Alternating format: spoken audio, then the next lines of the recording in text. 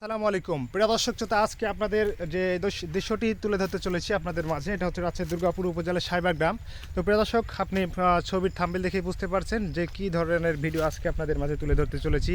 এইটা হচ্ছে আমাদের রাজশাহীর বিখ্যাত একটি হচ্ছে খেজুর গাছ থেকে রস সংগ্রহ করার দৃশ্য, কীভাবে গাছেরা এই খেজুর গাছ থেকে রস সংগ্রহ করে সেটি আজকে প্রিয় দর্শক আপনারা উপভোগ করতে চলেছেন।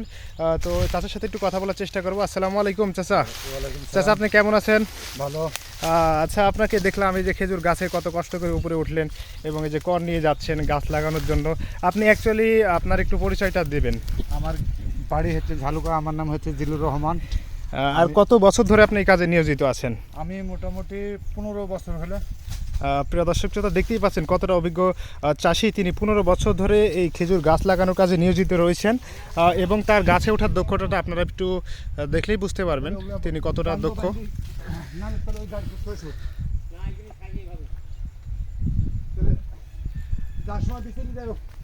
যে গাছটিতে আপনি উঠছেন, এই গাছটার বয়স কত? বয়স মোটামুটি বেশি না, 25 বছর।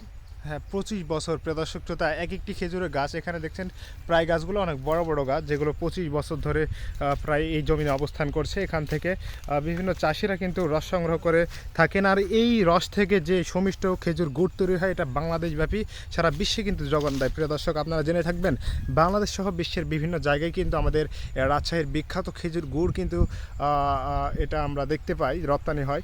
তো প্রিয় দর্শক শ্রোতা, এই ধরনের দৃশ্য পেতে আমাদের এই চ্যানেলটির পাশে থাকবেন।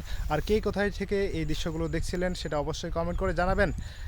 প্রিয় দর্শক শ্রোতা, আমাদের সাথে যোগাযোগের জন্য আমাদের ডেসক্রিপশন বক্সে আমাদের নাম্বার দেওয়া থাকবে, সেখান থেকে আপনারা যোগাযোগ করতে পারবেন এবং এখান থেকে বিভিন্ন তথ্য সংগ্রহ করতে পারবেন। ঠিক আছে প্রিয় দর্শক, ধন্যবাদ সবাইকে। আল্লাহ হাফেজ।